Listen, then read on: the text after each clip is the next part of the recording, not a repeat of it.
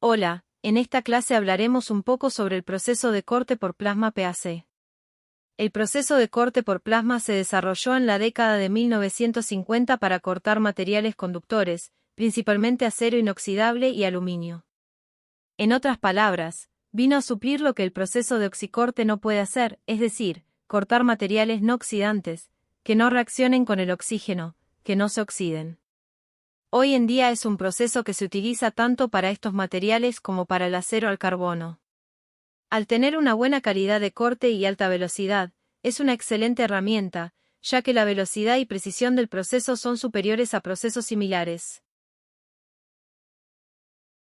Las principales características de este proceso son, un proceso de corte eficiente, alta velocidad, fácil operación, un soplete donde solo presionas un botón, sirve para preparación de uniones, reparaciones, mantenimiento, corte, proceso seguro, corta cualquier material conductor, corta más materiales que el oxicorte, perfora sin precalentamiento. El soplete se coloca directamente en la pieza y puedes perforar, corta chapas apiladas, el corte es limpio, una máquina regulada dentro de su potencia, el corte es limpio sin necesidad de rectificado, no calienta demasiado el material, alta velocidad, no hay transformación de fases, no hay adición de carbono en la superficie y las chapas delgadas se deforman menos. ¿Cómo funciona el corte por plasma? Tenemos gas ionizado debido a la alta corriente. La boquilla tiene un pequeño orificio por donde llega este gas y se constriñe, se aprieta, lo que hace que el gas se concentre en un solo punto, se ioniza por la temperatura que genera el arco, permitiendo que se genere un arco de plasma, siendo un arco fino, un arco concentrado, diferente al arco que vemos en la soldadura, que se abre. Tenga en cuenta que el proceso es similar al proceso TIG donde hay un electrodo de tungsteno que inicia la conducción eléctrica a través de la cual pasa el gas, se ioniza y genera el plasma. Recordando que el electrodo de tungsteno no es consumible, tenemos la boquilla por donde fluye el gas. Este gas al estar en la boquilla sirve para iniciar el plasma por fuera y enfriar la boquilla por dentro. Hay máquinas que utilizan agua o fluidos similares para enfriar la máquina de corte plasma PAC.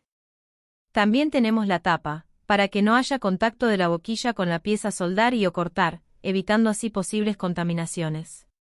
Vemos que la antorcha debe estar en el negativo y la pieza en el positivo para iniciar el proceso.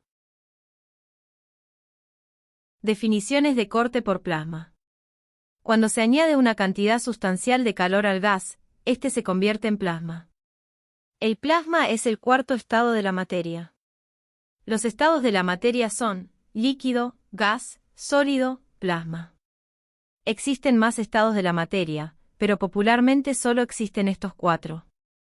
El plasma no tiene forma, al ser un material amorfo, tampoco tiene estado físico, es decir, no se pegan ni se tocan entre sí, tampoco es solo gas, al ser una mezcla de todos los procesos, es un gas conductor de electricidad, es decir, transporta corriente eléctrica, genera un arco eléctrico y el soplete de plasma conduce la electricidad hasta el lugar deseado.